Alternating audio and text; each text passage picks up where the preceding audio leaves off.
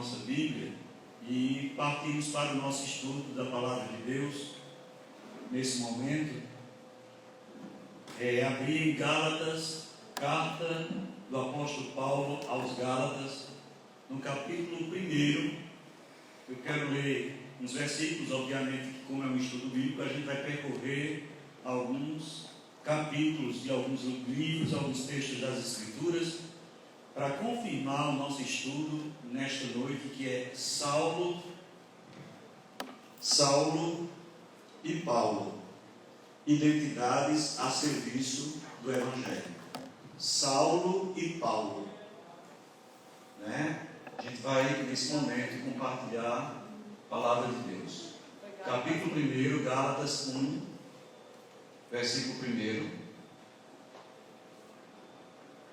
Paulo, apóstolo, não da parte de homens, nem por intermédio de homem algum, mas por Jesus Cristo e por Deus Pai, que o ressuscitou dentre os mortos, e todos os irmãos meus companheiros, a igreja da Galácia, a graça a vós outros e paz da parte de Deus nosso Pai e de nosso Senhor Jesus Cristo, o qual se entregou a si mesmo pelos nossos pecados, para nos desarraigar deste mundo perverso, segundo a vontade de Deus e Pai, a quem seja a glória pelos séculos dos séculos. Amém. Então, no versículo 14, aliás, no versículo 13, vamos começar no versículo 11, capítulo 1, versículo 11, de Gálatas. Faça-vos, porém, saber, irmãos, que o Evangelho por mim anunciado não é segundo o homem, porque eu não o recebi, nem o aprendi de homem algum, mas mediante revelação de Jesus Cristo. Porque ouvistes qual foi o meu proceder outrora no judaísmo, como sobremaneira perseguia eu a igreja de Deus e a devastava. E na minha nação, quanto ao judaísmo, avantajava-me a muitos da minha idade, sendo extremamente zeloso das tradições de meus pais. Quando, porém, ao que me separou antes de eu nascer, e me chamou pela sua graça, aprove revelar seu Filho em mim, para que eu o pregasse entre os gentios. Sem pretensa, não consultei carne e sangue, nem subi a Jerusalém para os que já eram apóstolos antes de mim, mas parti para as regiões da Arábia, e voltei outra vez para Damasco. Amém? Podem sentar, você aí em sua casa, né? Eu quero compartilhar com vocês, exatamente nesta noite, esse estudo, né, que fala a respeito de Saulo e Paulo, identidades, né? E essas identidades a serviço do Evangelho. A carta do apóstolo Paulo aos Gálatas, ela é muito semelhante em propósito à carta de Paulo aos Romanos, porque na verdade Paulo está querendo defender o Evangelho da graça de Deus, né? Enquanto que aqui, né, todo esse trabalho, né, toda essa manifestação da obra, né, do trabalho dos Gálatas, da igreja da Galácia, tem de alguma maneira defendido, né, o pensamento judaizante. Na realidade, né, existiam os crentes, né, dessa igreja. A gente sabe que a igreja cristã do primeiro século é formada, na sua maioria, por judeus. Então, obviamente, como um livro que a gente vê alguém escrevendo, toda pessoa que escreve um livro, por mais que ela tente escrever um livro impessoal, no fundo do coração, ou no fundo da letra, ali também está escrito parte de si mesmo. Porque você não pode se desvencilhar daquilo que de fato você é. Então, na verdade, o apóstolo Paulo, ele trabalha essa questão, querendo, né, mostrar a muitos irmãos que se converteram, que eram judeus, e que estavam agora na igreja cristã, né, esses mesmos crentes estavam querendo, né, trazer para dentro da igreja os costumes judaicos, né, dizendo até mesmo que a salvação seria apenas mediante, não somente a questão de crer em Jesus Cristo, mas também teria que seguir a lei de Moisés e especialmente a questão da circuncisão. É aí que Paulo, na realidade, entra, né? E obviamente é até compreensível, né, de repente esse povo e esses crentes precisarem dessa carta tão exortativa, carta de Paulo, porque é a única carta em que Paulo não faz uma saudação de bom tom, é uma carta como que brava, porque Paulo chega a desafiar a igreja e dizer, mas vocês que receberam o Evangelho, né, como é que vocês agora estão se desviando da palavra que vocês foram ensinados?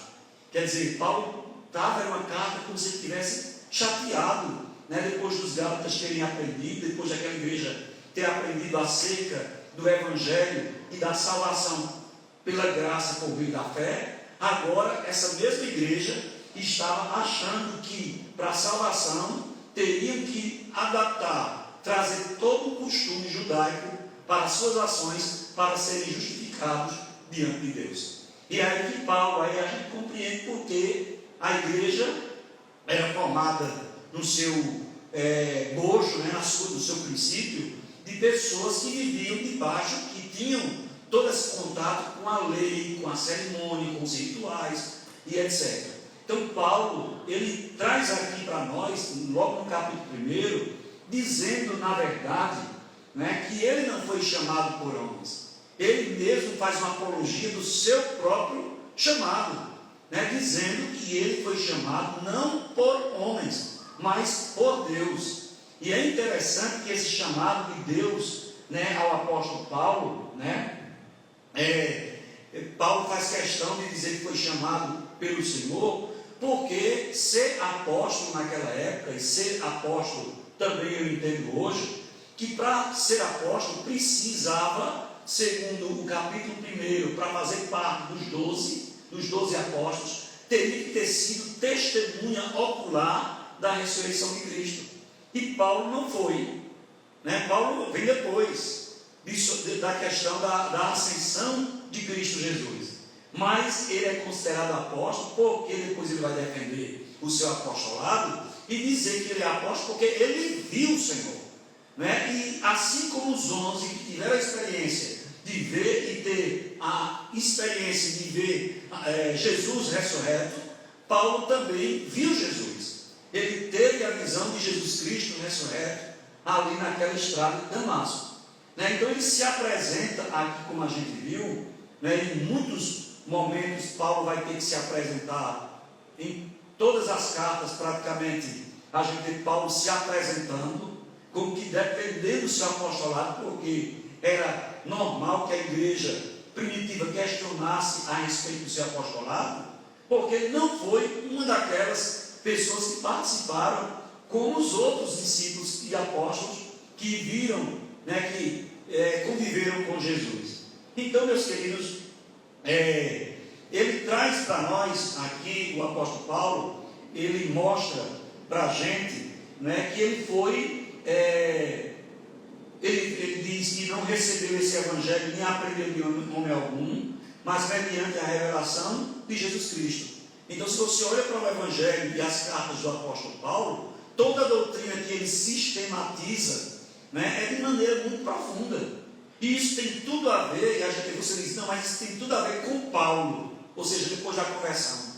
Não tem a ver também com Saulo, né? Tem a ver com quem ele foi, com todo o contexto que ele viveu, e tudo o contexto que ele aprendeu, que ele vivenciou. Então, toda aquela bagagem de ser a pessoa de Saulo, quem ele era, e a gente vai ver essa questão aí, ele traz também para dentro, né, da sua vivência, para a sua vida, essa bagagem, e usa isso aí como instrumento, né, de salvação para as pessoas, né, para evangelizar as pessoas, para trazer o evangelho às pessoas. Então, quem de fato era Saulo? Quem era Saulo? Né? Quem era Saulo? A gente viu aqui que ele se apresenta dizendo que ele era um judeu, e ele era um judeu puro, né, da tribo de Benjamim, né? Você sabe que Benjamim foi um dos últimos filhos de Jacó, né, um dos últimos, né, depois de José Benjamim, e na realidade Benjamim, essa tribo se tornou uma tribo de elite, porque também é dessa tribo que descende o primeiro rei de Israel, no caso de Saul. Tanto é que o nome de Saulo, na verdade, é um nome helenizado, é um nome grego, é um nome que vem com a influência grega do nome hebraico Shaul, que seria de Saul, né? É interessante isso. E dentro desse contexto, a gente pode ver que Saulo, ele tem uma experiência, né, de vida, né? Como a gente sabe também que quando convertemos, quando o Senhor nos alcança, obviamente a gente não deixa de ter a genética que a gente tem, e também a gente não se torna uma nova criatura sem as experiências boas e aquelas coisas, aqueles dons, aqueles talentos e os recursos que nós ganhamos quando éramos na velha criatura, em muitos aspectos. Muita coisa que a gente do passado, que a gente recebeu de Deus por graça, por misericórdia, seja em que situação for, nós também trazemos para a nossa vida e usamos agora nessa nova vivência e nessa nova caminhada com o Senhor Jesus. E é importante que a gente saiba disso, né? Que a gente entenda essas coisas maravilhosas, principalmente pelo apóstolo Paulo. Por quê? Porque ele usa, por exemplo, a palavra de Deus diz que ele era um judeu, né? Na realidade ele diz aqui que ele era judeu e que se avantajava a pessoas da idade dele, ou seja, era uma pessoa que se destacava. Foi um jovem que se destacou dentro do judaísmo, né? Era acima da média, era tipo um jovem fora da curva, certo? Para vocês terem uma ideia, Saulo, ele diz que nasceu, né? Ele se apresenta lá em Atos 22, 25 e 28, ele traz informação acerca dele, dizendo que ele nasceu em Tarso, na Cilícia, ou seja, naquela região ali onde hoje é a Turquia. Saulo nasceu ali, e ele fazia parte de quê? Do judaísmo da diáspora. Então, naquela época que Jesus, ou na época de Paulo, né, que quando Paulo era menino, na realidade, Paulo, ele naquela região da Palestina toda, 60% dos judeus não moravam naquela região. Os judeus estavam espalhados, né, em muitos outros lugares. E Saulo, na verdade, ele nasce aonde? Ele nasce em Tarso, né, na Cilícia, que era uma região da província, né, ali naquela região de uma província romana, hoje a moderna Turquia. E Saulo, obviamente, ele vem, a Bíblia diz que ele nasce lá, mas ele cresce aonde? Em Jerusalém, né? Ele cresce em Jerusalém. E esse seu crescimento em Jerusalém, para vocês terem uma ideia, esse crescimento era importante porque a pessoa que se fortalecia, o menino, né, ele era educado na escola que tinha na sinagoga. Toda sinagoga tinha uma escola, e o menino até os 12, 13 anos, ele era instruído, tipo estudo fundamental, escola fundamental, né? E quando chegava até os 20 anos, depois de uns 7 anos de estudo, ele ficava, aos 20 anos, aquele que se destacava, continuava os estudos. E aí se aprimorava ainda mais na questão da lei e da filosofia e dos ensinamentos judaicos. Então, Saulo fez o quê? Ele viveu, foi ali em Jerusalém, cresceu, fez os seus estudos ali, teve sua orientação e certamente deve ter se destacado, mas ele não fez os cursos seculares em Jerusalém. É bem provável que ele, nesse período em que ele não esteve em Jerusalém, ele voltou para Tarso, que foi exatamente o período em que Jesus se manifestou, fazendo milagres e com o seu ministério. Foi exatamente nesse período, exatamente que ele deve ter voltado, porque ele esteve em Jerusalém, mas não teve contato, não conheceu e não andou com Jesus. Então é provável que ele tenha tido essa experiência de quando teve mais ou menos a sua idade de 20 anos, ele deve ter ido para Tarso, porque Tarso era uma cidade universitária, era uma cidade que tinha boas universidades e que tinha um centro de filosofia, de direito e de direito, e também tinha uma questão lá na área de retórica, né? Era a parte de retórica a parte de filosofia e de direito na cidade de Tarso. Então, quando a gente olha, por exemplo, para o texto, né, Paulo indo, mas por que Paulo, se morava em Jerusalém, não teve contato e não viu Jesus? Certamente porque foi exatamente nesse período que ele volta, se prepara, vai para a sua cidade de Tarso, onde tinha as boas universidades, né, na área de filosofia, de direito e de retórica, e depois de algum tempo ele volta novamente para Jerusalém. E quando ele volta para Jerusalém, ele volta exatamente para ser, né, um daqueles que vai fazer parte do Sinédrio, porque para o Sinédrio, que era o grupo de alguns de 70, algumas pessoas que faziam parte da liderança dos judeus, tinha que ter o quê? Uma certa idade. Mas aqui a gente viu que Paulo se avantajava em relação aos outros, ele se destacava. E Saulo foi bem jovem ainda, destacado em relação a essa questão do seu trabalho.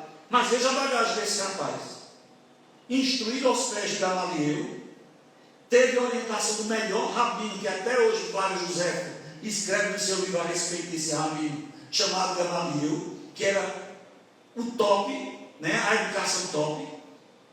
Saulo teve a melhor educação do ponto de vista de instrução a respeito das leis judaicas, da religião judaica.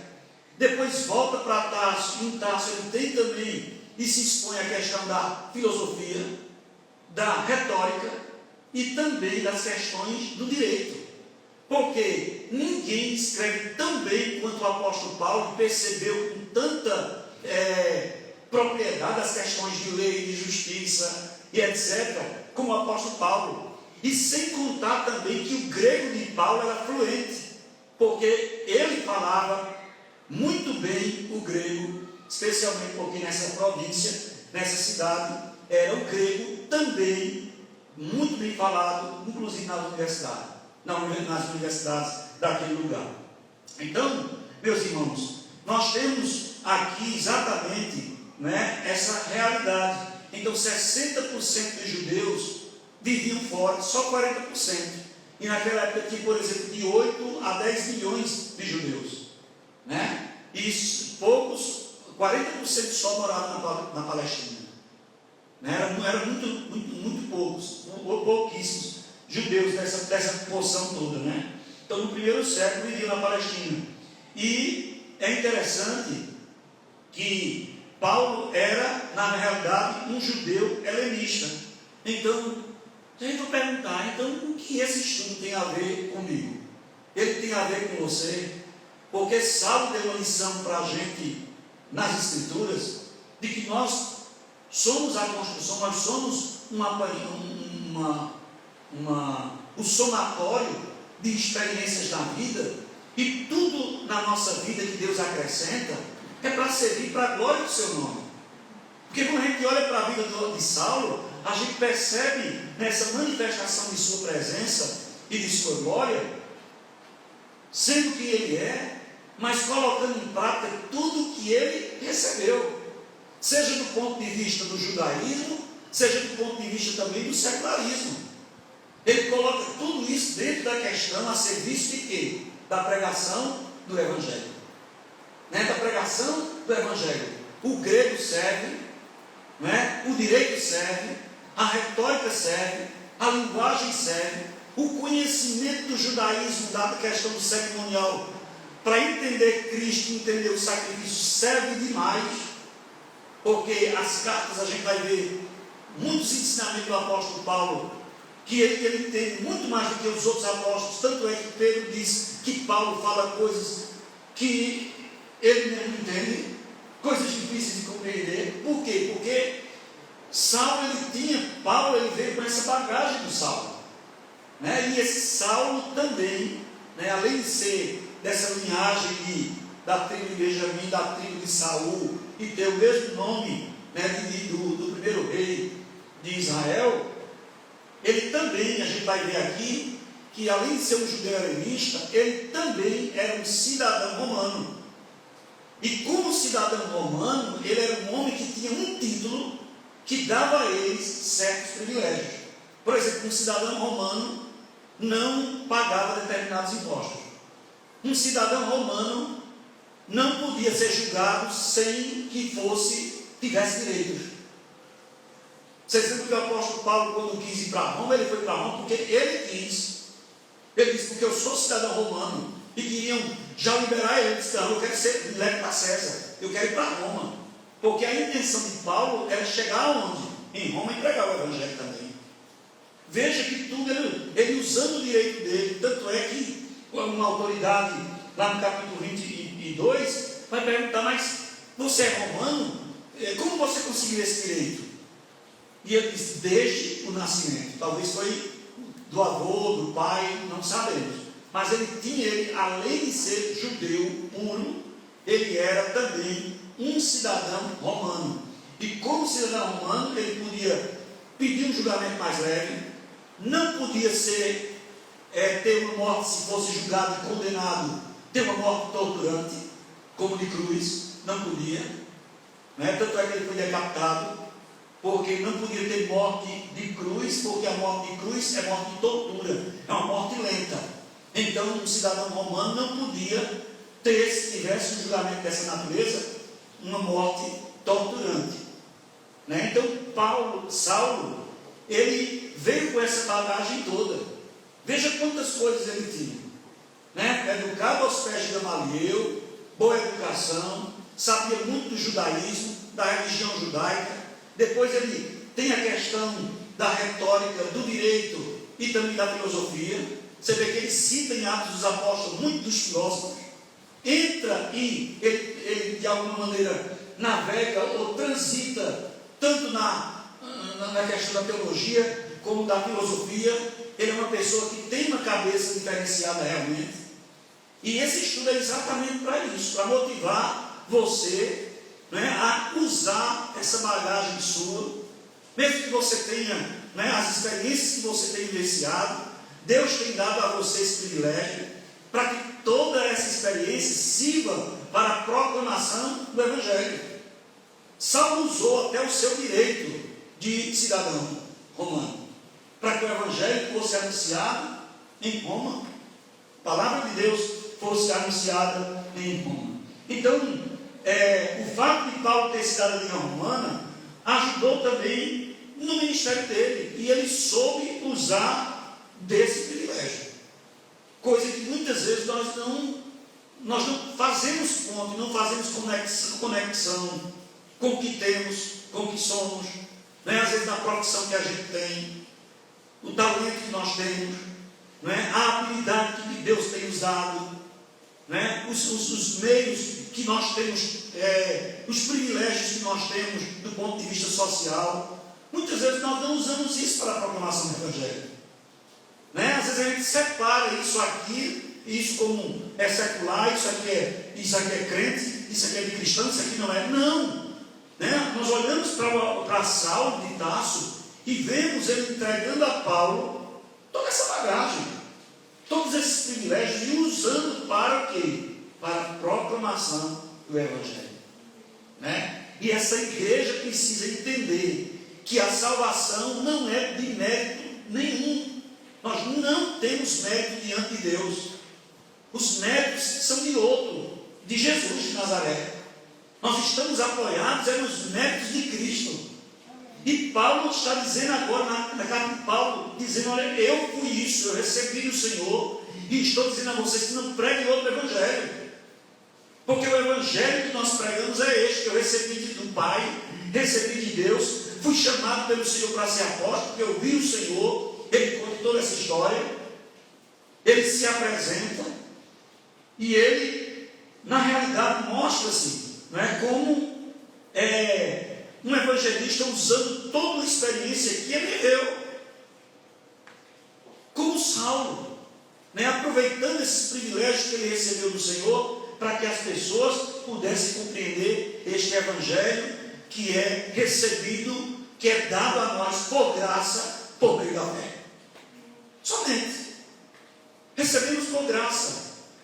Paulo está dizendo aqui para o diabo, olha, nós não precisamos. Não é, a lei não salva. Né? Se vocês estão pensando que é a circuncisão, porque onde Paulo saía pregando, os judeus os crentes judeus iam também pregando, dizendo, não, vocês são crentes, mas vocês, para ser salvos, além de aceitar Jesus, vocês também têm que se circuncidar. Vocês têm que guardar a lei. E Paulo aqui está dizendo, não, nós agora temos o Evangelho, a salvação, a justificação nos foi dada por graça, por meio da fé em Cristo Jesus. É Jesus quem salva. São os méritos de Jesus que é nosso imputado, que nos dá o privilégio de chegar à presença do Pai. Saulo usou isso, meus irmãos. E é interessante nós percebermos, outra informação, embora tendo nascido em Tarso, na Cilícia, ele cresceu e fora depois educado, como nós falamos, aos pés de Gamaliel. E ele diz aqui que era o quê? Fariseu. No capítulo 3 e 5 de Filipenses. Filipenses 3, 5. Filipenses 3, 5.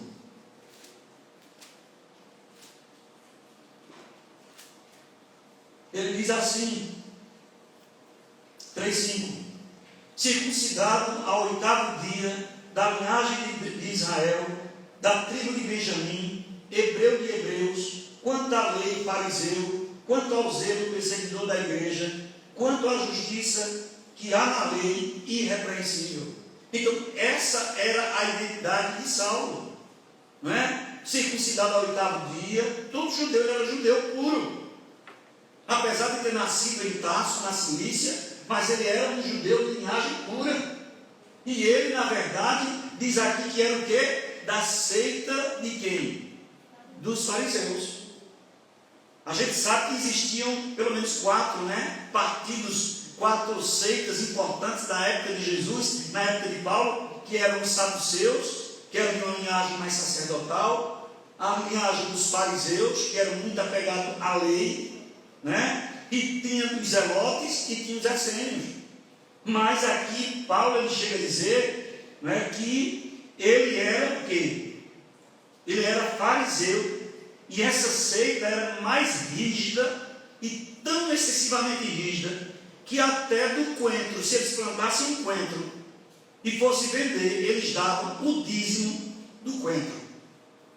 Eles faziam tanta coisa que Jesus até disse, olha, façam o que eles dizem para fazer, mas não façam o que eles fazem.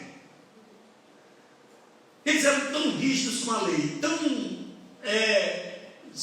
assim, na lei, eram tão detalhistas, que eles entendiam que todos aqueles rituais cerimoniais de purificação que eram para os sacerdotes, eles chegavam a dizer, não, nós somos fariseus, e se isso é importante para os sacerdotes, também deve ser para nós. Então eles faziam também todos aqueles rituais de purificação, como os sacerdotes faziam. Mas eles não eram da linhagem sacerdotal. Os fariseus eram um grupo separado, era uma seita separada, extremamente rígida, e eles faziam questão de seguir essas questões rabínicas. Então veja, irmãos, onde é que Paulo agora vai aparecer? Onde é que Saulo aparece na Bíblia pela primeira vez? Saulo aparece pela primeira vez no capítulo 9 de Atos dos Apóstolos, quando naquele momento está sendo decidido a questão do apedrejamento de Estevão. E ele está ali como um jovem liderança, consentindo também na morte de Estevão, que inclusive ele fica com a capa de alguém para poder fazer para que aquela pessoa apedreje Estevão, e ele isso no ano 34 depois de Cristo. No ano 34 depois de Cristo foi a primeira vez que Paulo aí aparece pela primeira vez.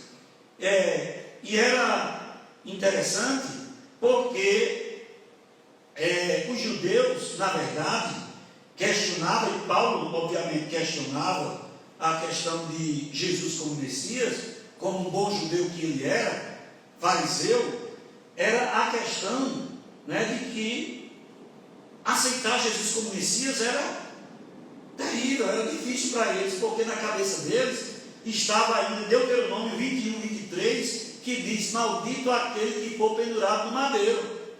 E o Messias, E Jesus, que se dizia o Messias, que a igreja estava dizendo que ele era o Messias, que é o Messias, ele na verdade foi pendurado na cabeça do judeu, do fariseu, como era que uma pessoa maldita de Deus pode ser o Messias de Deus. Então Saulo, quando, com o zelo que ele tinha, como a Bíblia diz aqui, zeloso, mais zeloso do que todo mundo, ele saiu o quê? Purificando as igrejas. Onde tivesse uma igreja, uma sinagoga, ele queria o quê? Prender qualquer judeu que tivesse professando a sua fé nesse Messias. E aí o que é que ele faz? Ele vai ao sumo sacerdote e pede o quê? Autorização. Ele pede o quê? Carta. Veja que Saulo já era o quê? Um apóstolo judaico.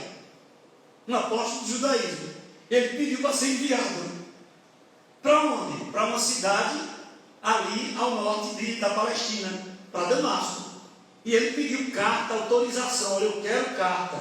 Veja a questão de Saulo no sentido, já entendendo a respeito de autoridade. Ele vai pedir autorização, carta ao sumo sacerdote, para entrar onde? Para entrar nas sinagogas de Damasco. E o que vai acontecer? Porque ele não admitia jamais a cabeça de fariseu que o Messias, segundo a lei, Deuteronômio 21, 23, diz que maldito é aquele que for pendurado no madeiro. Como é que ele seria, ao mesmo tempo, o Messias de Deus e o maldito de Deus? Na cabeça do judeu, isso não funcionava. Então, Saulo, muito zeloso, jovem, ele vai e se dirige até com a carta, com a autorização. Ele vai agora, o quê? Ele não admitia que seus conterrâneos tivessem influenciado, tivessem recebido influência ou fossem seguidores desse Jesus. Então, para ele, o judaísmo precisava ser purificado da heresia cristã que ele atestava como danosa e que era danosa contra os pilares da fé judaica. Aí o que ele faz? Ele pede cartas para ir às sinagogas daquele lugar para purificá-las. Ele vai em direção a Damasco, cidade importante ao norte da Palestina, e no momento em que vai pedir carta, ele se torna ali o quê? Veja, uma pessoa que vai para o sacerdote e dê cartas, porque eu quero purificar o nosso povo dessa seita, desse pensamento, desse ensinamento. E eu quero agora eu queria carta, autorização para ir nas sinagogas, prender essas pessoas, ameaçar essas pessoas. Não é? E aí ele pensava que estava fazendo o quê? O trabalho de Deus. Irmãos, a Bíblia diz que mais enganoso do que todas as coisas é o coração do homem. Tipo um trabalho policial. Um trabalho policial. Mas ele está ali sendo um xalia. Xalia significa seria um apóstolo do sinédrio. Alguém que ia em nome do sinédrio para purificar o quê? A religião judaica. E ele pede autorização oficial.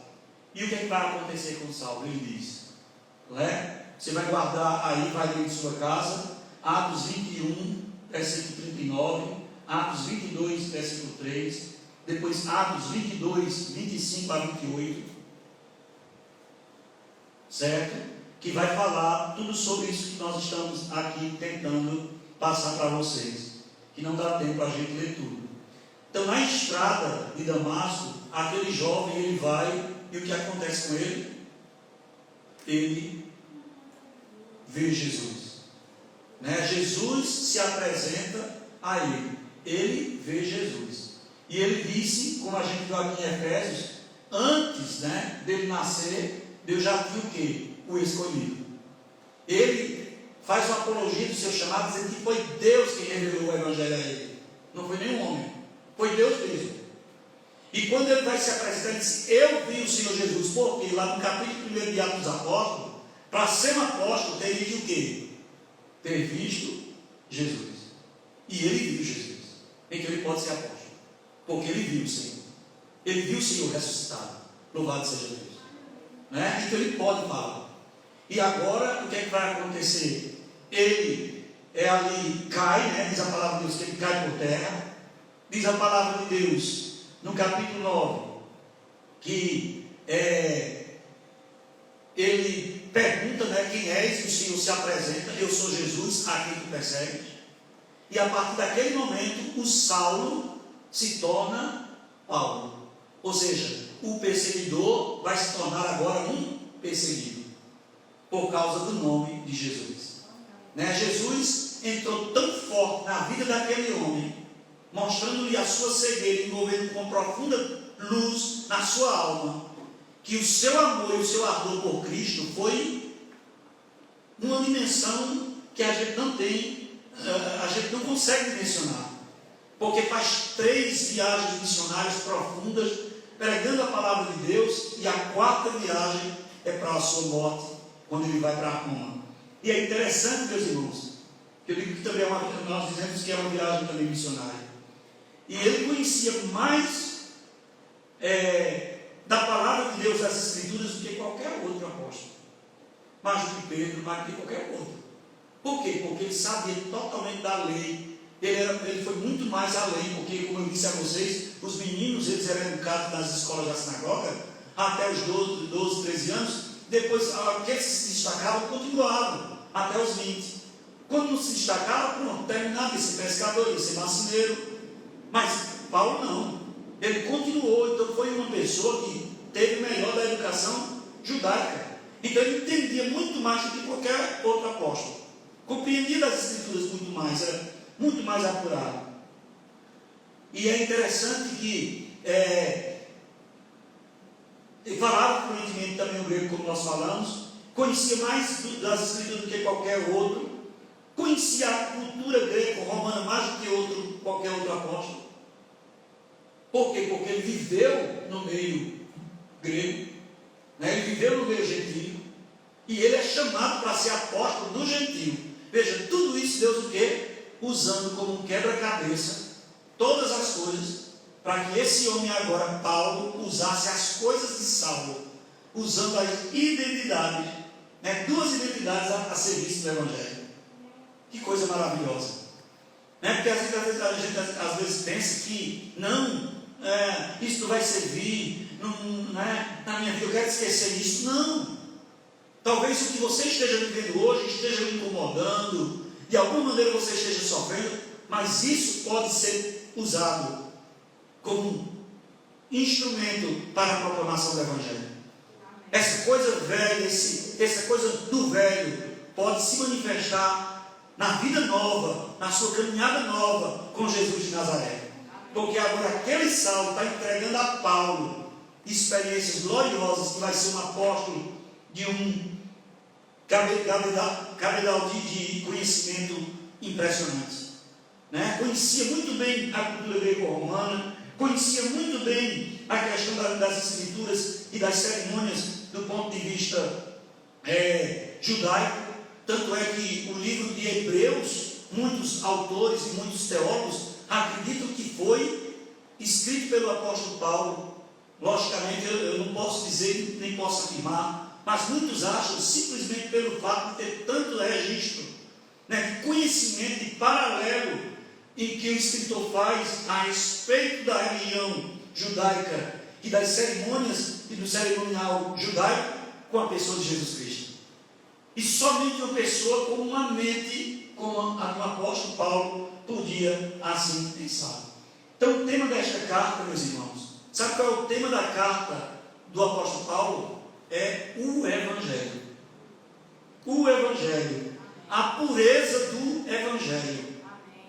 E essa pureza do Evangelho é exatamente, e essa é a verdade que a gente precisa descansar nela, sabendo que foram os méritos de Cristo que a nós foram imputados, que foi o sacrifício de Jesus, a justiça de Deus em Cristo Jesus, que nos alcançou. Foi a graça de Deus, por meio da fé, que nos manifestou e nos trouxe salvação, e bendito seja Deus por isso. Então, por meio da fé somente. Então, meus queridos e meus irmãos em Cristo Jesus, né? Então, eu gostaria que nós, nesta noite, pudéssemos como igreja adorar esse Deus, exaltar esse Deus que usou a vida de Saulo e que trabalhou na vida dele não é? De tal maneira que todas as coisas que lhes aconteceram, todas as coisas que vieram sobre ele, foram depois usadas pelo apóstolo da experiência, pelo apóstolo que teve a experiência da nova vida em Cristo Jesus.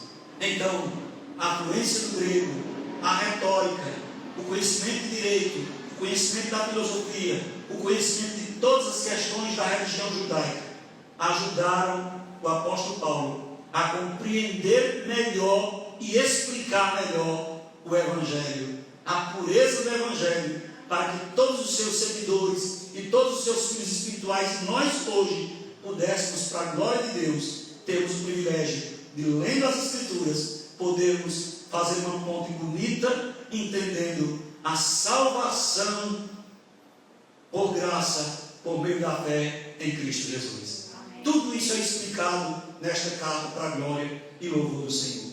Então, eu convoco você, né, a glorificar a Deus e exaltar a Deus, né, por essa identidade. Você pode olhar para a sua vida e olhar antes de Jesus e dizer: tem muitas coisas que eu posso, privilégios do passado, coisas, experiências do passado, que eu posso agora usufruir dessas coisas como nova criatura, para usá-las também como pessoa nascida de novo, para glorificar a Jesus e para deixar ainda mais claro para a vida daquelas pessoas que ao meu redor estão, pregar o Evangelho com clareza para a honra e glória do Senhor. Então, que Deus te abençoe em nome de Jesus. Portanto, Saulo e Paulo, identidades a serviço do Evangelho. Então, eu e você, velha criatura, nova criatura, mas nós podemos usar nossas experiências e a nossa vida, não é, antes de Cristo e agora com Cristo, para entender mais claramente o Evangelho para nós e aplicar e também fazer com que outros compreendam melhor a palavra do Senhor. Que Deus em Cristo nos abençoe. Vamos ficar de pé e você aí, vamos orar em nome de Jesus. Glória a Deus. Glória a Deus. Então, irmãos, são muitas informações e que nós precisamos guardar isso para ensino. Louvado seja Deus. Se não somos salvos pelas obras, se não somos salvos pelas nossas próprias justiças, nós somos salvos pela graça do Senhor. Nada que façamos mais do que Jesus fez vai nos dar direito à salvação, porque o Evangelho ele veio como um presente completo para nós.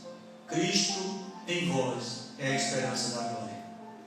E em nome de Jesus, agradeça a Deus pelo privilégio de você estar aqui hoje, de você ser essa pessoa crente que você é, com todas as experiências que você tem. O Espírito Santo de Deus quer usar você, com tudo que você é, na sua identidade, na sua personalidade, como instrumento de evangelização, de salvação, de libertação de outros. E Deus nesta noite também quer abençoar a sua vida, para que você glorifique a Ele por esse tão grande privilégio de saber que você encontrou, que você recebeu pela graça, por meio da fé, a Jesus Cristo como Senhor e Salvador de sua vida e, portanto, a salvação. Muito obrigado, meu Deus. Muito obrigado pela história de pessoas como, ó Deus, o apóstolo Paulo. Muito obrigado, Deus, pelo tempo, pelas experiências que a gente experimenta na vida.